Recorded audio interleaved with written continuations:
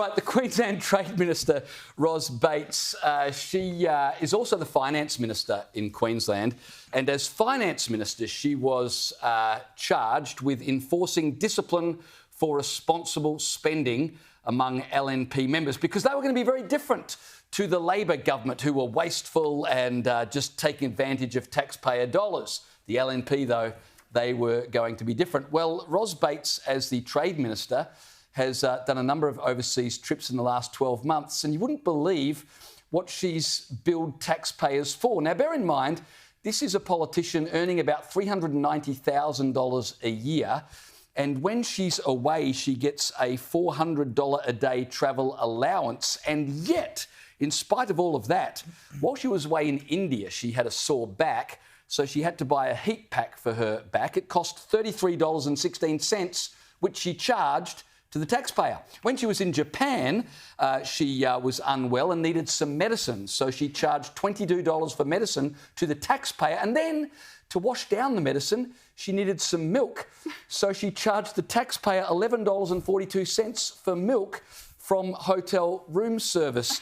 Now, I guess this proves a couple of things, guys. One, wasteful spending is not about politics, it's about human nature, really. It doesn't matter whether you're from the left or the right, they all do it. Here's the other thing, though. If you can't be trusted with small things, and my first instance was, it was only $11 for some milk, but if you're going to charge the taxpayer for $11 worth of milk, what else are you going to do? If you can't be trusted with the small things, how can you be trusted with the big things? Now, I think David Crisafulli should just sack her and make an example of her. If you're going to be different, then be different. The problem, though, and I guess the reason he can't do that, is can you imagine the Labor opposition then would go through everything with a fine-tooth comb and you'd be left with not a politician in the parliament? I know, but it speaks to character, doesn't it? I mean, you're paid hundreds of thousands of dollars a year, you know, between $300,000 and $400,000 as a state minister. I mean, surely you can spare $11.42 to buy yourself some milk for the room service. Or, I mean, Japan, I don't think, is a country where you worry about the water that comes out of the tap. You could just turn the hotel tap on and wash your medication down that way. And charging for the $22 for medication. I mean, look, you know, if I'm staying in a hotel courtesy of Sky News for work, do you think I'm going to bill the company for $22 for my Somac that I have to take? Of course not. It's just, I'm paid a salary. There are certain things I pay for out of my own money.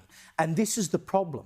If you have politicians, particularly ministers, who don't think that way, who don't treat the taxpayers' money as someone else's money, you have a big problem. She feels like she is entitled to charge the taxpayer for her medicine and her milk. That's not on. Well, what bothered me the most, a few things. One was the fact that I don't understand why she couldn't just have gotten some water for herself to wash down the medicine. I mean, that's just bizarre that she required milk in particular.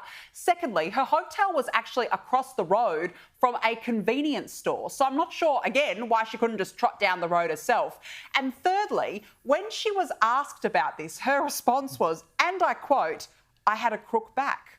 Now, that's all well and good if you've got a crook back. All been there. But again, we've all been there, exactly, Caleb. But the reality is why did you require milk then for your crook back? There's a lot of things that don't add up. And the other thing is, instead of just owning this, instead of just coming out and saying, you know what, yes, I really stuffed this up, I apologise, it was an error of judgment, she then went on to blame Labor for it. She tried to turn it around.